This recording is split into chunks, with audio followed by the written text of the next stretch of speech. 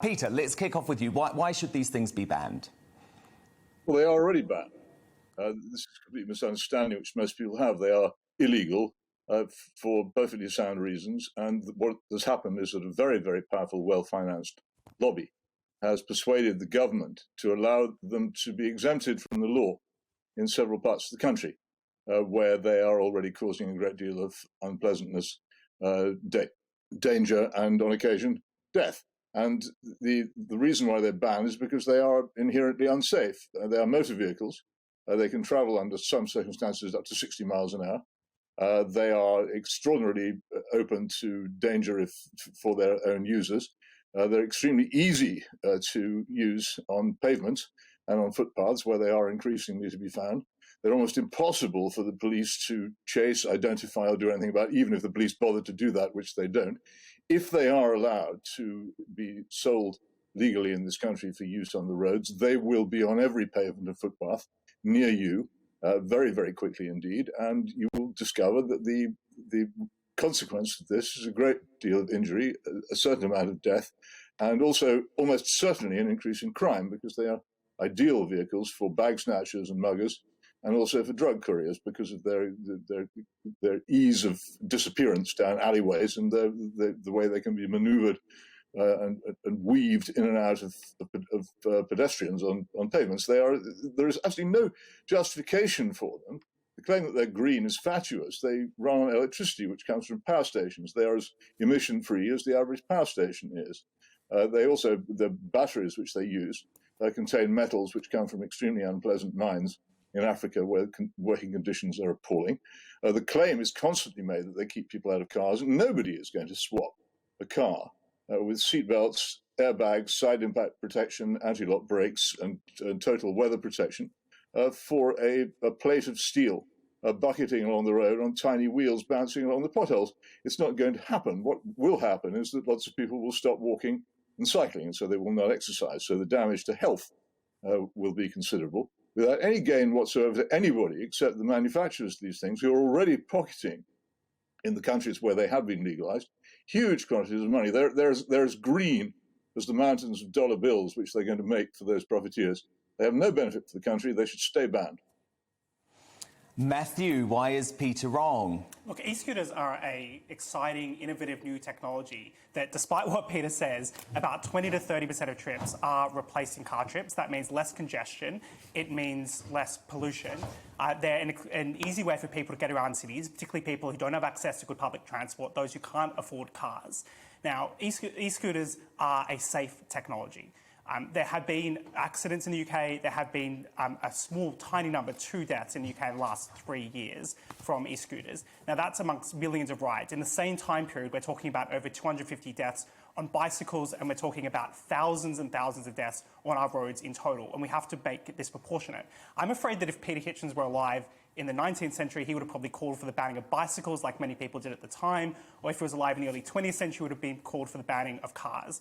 People should have the ability to safely use it. Now, Peter is right. There are people who are irresponsible, people who don't use them safely, and I think that's a big problem. But I think that problem actually derives from the fact that we haven't legalised these, and there aren't clear rules about how to use them. No, we shouldn't be allowing people to ride them on pavements. There should be rules that say ride them on bicycle paths and on roads, just like we allow people to ride bicycles that have a similar safety risk to e-scooters and have a similar level of potential disruption. Now, most e-scooters go about 15 to 20 miles an hour. That's the limit, and we can discuss if there needs to be a limit on e-scooters for them to be legalised for use.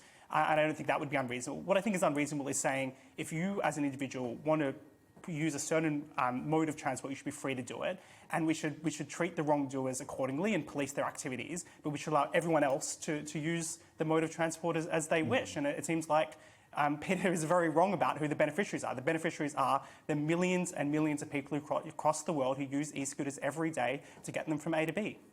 Peter, is that a fair point from Matthew? You know, actually, this is a technological advancement in the same way that cars were, in the same way that cycles were, and we'll just have to get used to it, and the transport ecosystem will have to develop around these annoyances, because, by the way, I'm with you on this, Peter. It's not often that my opponent talks such complete, unmitigated rubbish, and usually the people I'm up against say something which is intelligent or useful. They are indeed innovative and exciting in much the same way as an Uzi submachine gun was innovative and exciting, but that doesn't mean it's good. The statistics he trots out about people not using cars and swapping to scooters, where do they come from? They come from the scooter companies themselves, and you can guess how accurate and valuable they are at working out anything at all in terms of policy. The idea that people are going to behave better if there are rules is immediately negated by the fact that the so-called experiments where these things have been allowed have clear rules stated that you can do this, you can't do that, you can't ride them on the pavement. Everybody who lives in areas where they've been licensed has experienced huge numbers of them being ridden on the pavement, often with people riding pillion 2 up. The alleged speed limit is absurd. Almost anybody with technical knowledge can overcome the limits on speed, and these things are capable under some circumstances of 60 miles an hour. They cannot be relied upon to stay at 12 or 15 miles an hour or whatever he says. Also, anybody who's at all conscious in this country knows that the police have vanished from the streets. So if there are large numbers of these things, they will be abused on a grand scale, and nobody will stop them. You will be on a street, on a pavement, and one will come whizzing up behind you. If you're lucky, it'll miss you. If you aren't so lucky, it won't miss you, like the pianist at the Paris Opera who recently had her arm broken by one, smashed into her, and so her career as a pianist at the Paris Opera has been pretty severely damaged. Or the 2 children who've recently been smashed into from behind, and this is just in a matter of a few months, in both cases with severe bone fractures resulting from this. The irresponsibility is almost part of the use of these things. As I say, they are inherently dangerous, both for their riders and for the public who have to endure them. And if we actually allow them to be legalized, we will have a very long time to realize we've made a major mistake. That's always a silly name. I would have been against bicycles. How can he possibly say that? This is not like a bicycle. This is a machine of considerable power and speed and silence, which can be ridden by almost wholly unlicensed people. A bicycle can only go as fast as you can push it with your muscles. It's a wholly different thing anyway. And what of it? If I had been against these things, it's neither here nor there. The truth is, this is not a campaign to ban something. As I said at the beginning, and we'll keep on saying until somebody realizes that it's true, they are illegal already. And what I'm saying is they should stay illegal, and people should write now to their members of parliament. Write-to-them.com is the easiest way of doing this. And also, if you live in an area where these experiments are going on, you should contact your council and find out how you object, because they don't publicise it much. Although it is possible to object, they won't necessarily tell you how. And object, because if you don't, within a year from now, your streets and pavements will be covered with these things, and you will be experiencing, and your friends and neighbours and colleagues at work will be experiencing, the sort of injuries and misery which have already been experienced by many major cities, from Paris to Adelaide and Singapore, where in many cases the city authorities have acted to try and control them. But once they've allowed them, that's almost impossible. We can still prevent them from being legalised. We can still keep them banned, and we should. Matthew, I have massive issues as a pedestrian about the fact that we're already under attack a lot of the time from cars, from cycles, and now these e-scooter killing machines are coming for us too. I can tell you, because at the moment these trials are going on in London, where I live, but they are taking place in lots of other cities around the country too. Every single day I have one of these e-scooter killing machines coming towards me, nearly knocking me off my feet. The people who drive these things have no respect for the rules. That means they should stay off the pavement, even if they are on one of the official trials. And I just see that continuing, just like cyclists who are cocky and arrogant and think they can act like a car when they want to and act like a pedestrian when they want to. These things will do the same. But as Peter says, they're much faster and they're much more dangerous. So how do we get around that? Look, I think it's quite ironic that Peter Hitchens, someone who's been talking ad nauseum for the last 12 months about the risk of being overly focused on safety in a society and not accepting that every day when we step outside of our homes, we're taking some risk. Every day when we get into a motorcycle or a bicycle or a car, we're taking some level of risk. And that's largely a risk to yourself. And the same principle applies to e-scooters. Now, I do agree with you that it is a huge problem that people are riding these on footpaths, and the status quo, which is keeping them illegal, it has failed. It has failed to set a good social norm around where you're allowed to ride these devices. And the UK is about 5 years behind here.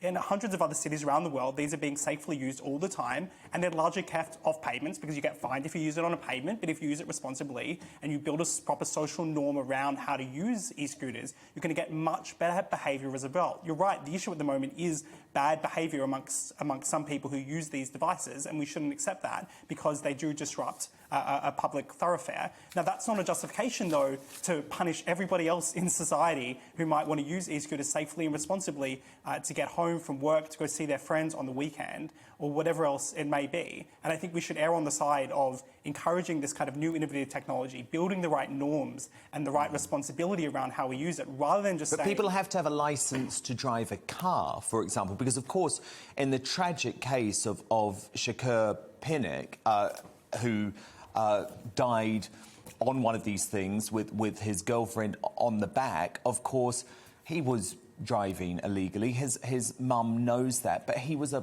amazing young man who thought that this thing was completely harmless. I mean, there's no licensing process for these things even. Yeah, I think that case is absolutely tragic, and it really highlights the need for having proper regulations. If you think a licence is necessary, I'm not convinced it is. I think we allow people to ride bicycles without licences, and that does sometimes lead to we don't allow accidents. People to ride motorbikes without licences. But back to that point about speed limits, the speed limits on the rental schemes are 15.5 miles an hour. But the problem is there's no way to tell between what is an e-scooter killing machine on the rental scheme and what is an e-scooter killing machine that has been bought off Amazon, which people are allowed to do, and then pimped up so that it can go at these ridiculous... If we legalise it, we could have much clearer regulations about maximum speed limits, for example, on the ones that are sold privately. So we can address these issues in a more rational way. It's quite clear that as you're experiencing, Dan, the status quo is failing. And if we just try to clamp down harder with police action, which is what we've seen in recent weeks in London, it's not going to stop people who there is a huge demand to use these, and clearly a huge benefit for a lot of people using these devices. So, Peter, is there any sort of regulation that you would accept? So if the government isn't going to do an all-out ban going forward, because it seems clear that they believe these things, these killing machines, are part of their green agenda, is there some sort of regulation that you would accept? I don't think it is clear that the government thinks anything of the kind. The government has accepted the lobbying arguments of the, as I say, very well-financed and slick e-scooter lobby, which has also captured the House of Commons Transport Committee and a number of local authorities. But the public can easily prevent this by protesting in large numbers. It takes about 3 minutes going through write2them.com to write to your member of parliament and say, don't do this. As I keep saying, the status quo is they are illegal. And the regulations which are formulated in the areas where they're being temporarily permitted are proof that regulation does not work. People go on about bicycles. I'm a cyclist, and I see a lot of bad behaviour by my fellow cyclists who, in many cases, are more dangerous to me these days than car drivers. The problem with regulating bicycles and bicycle behaviour is that there are so many of them, you can't do it.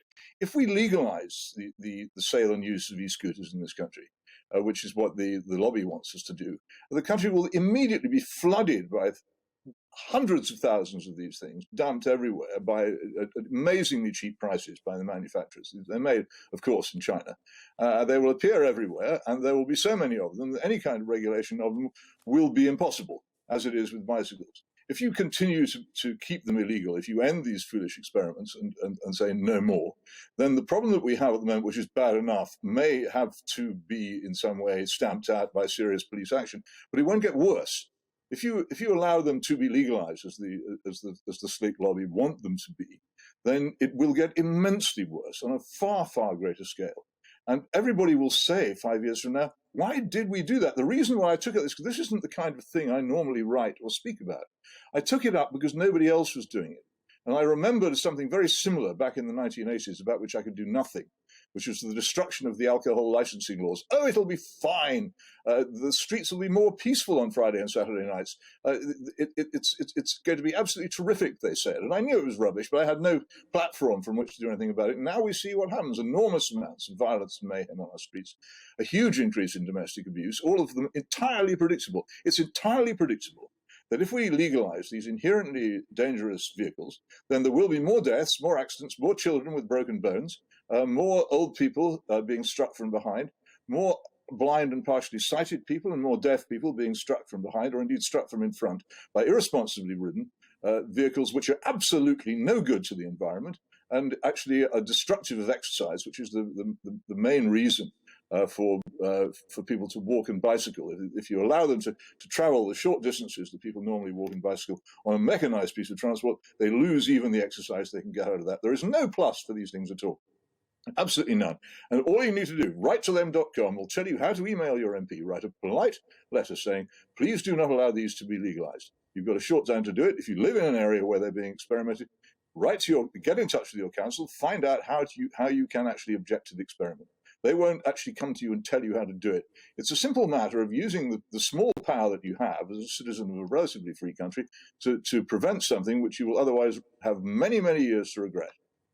Matthew, final word to you. In 5 years' time, e-scooters will be legalised. There'll be millions of trips that are replacing car journeys, reducing the impact on the environment and reducing congestion. There'll be clear rules about how we use them. And quite frankly, nobody will talk about them very much other than kind of scrawny reactionaries who still write articles about how bicycles are terrible and that the 19th century legalisation and invention of bicycles was terrible. Yes, there will be some people who behave badly, just like there are many bicyclists who behave badly, many motorists. But ultimately, they will be useful to people who use them. And that's why people buy them. That's why people want to use them. Yes, Peter? Yeah, I may have said there will be plenty of people talking about them in the accident emergency wards of all our hospitals, night after night, day after day. No more than they will be talking about bicycle accidents, or motorcycle accidents, or car accidents. I'm sorry, but there are thousands and thousands more accidents on other modes of transport. You're just telling Furphy. True as usual to its name. All right. Well, look, we will continue this debate. Thank you so much. That was the Mail on Sunday columnist and author Peter Hitchens and Matthew Lesh from the Adam Smith Institute. Thank you both.